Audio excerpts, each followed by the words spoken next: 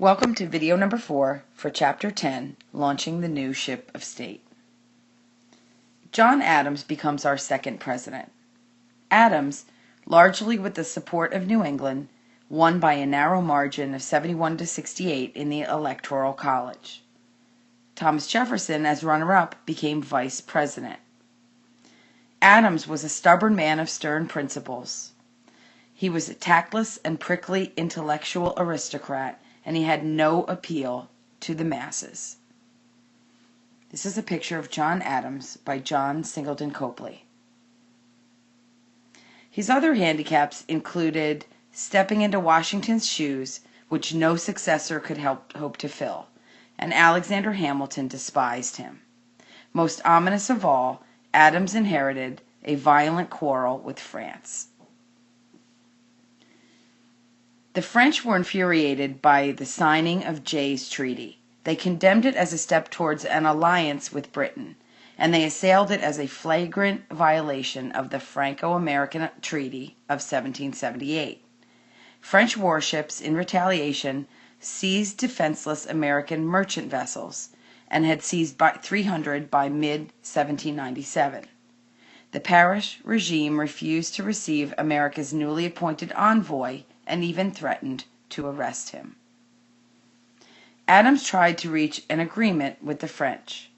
He appointed a diplomatic commission of 3 men, including John Marshall, future Chief Justice of the Supreme Court. The envoys reached Paris in 1797, where they hoped to meet with Foreign Minister Talleyrand. They were secretly approached by 3 go-betweens, later referred to as only X, Y, and Z. And they demanded a loan of 32 million florins, plus a bribe of $250,000 for the privilege of merely talking with Talleyrand.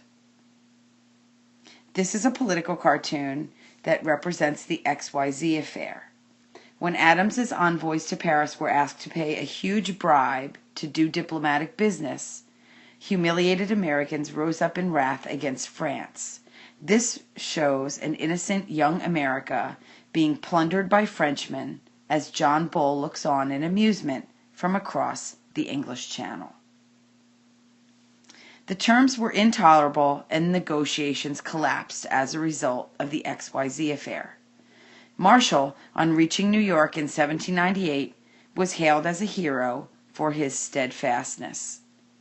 The XYZ affair incited anger throughout the United States, and the popular slogan, "Millions for defense, but not 1 cent for tribute," was echoed through all Americans. Preparation for war began, and was pushed at a feverish pace despite the opposition by the Jeffersonians in Congress. The Navy Department was created, and the 3-ship Navy was expanded. The Marine Corps was reestablished, and a new army of 10,000 men was authorized, but not fully raised. This is a picture of the building of the frigate Philadelphia in 1803. This was part of the expansion of the American Navy.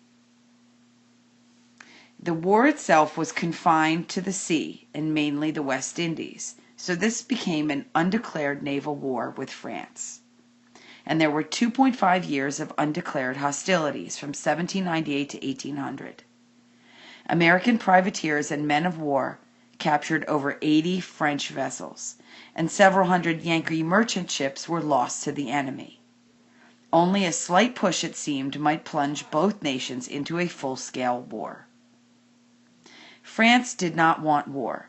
Facing many European foes, Talleyrand saw little benefit in fighting the United States as well. Let it be known that if Americans would send a new minister, that he would be received with proper respect. So American envoys went back to France and found things better when they reached Paris in 1800. Napoleon Bonaparte had recently seized dictatorial power. At the Convention of 1800, France agreed to annul the 22-year-old alliance, which was the Franco-American Alliance. The United States agrees to pay damage claims of shippers. And Adams truly deserves immense credit for his belated push for peace and for smoothing the path for a peaceful purchase of the Louisiana Territory, which would happen 3 years later. And we'll continue to discuss foreign and domestic policy in the Adams administration during our classroom time.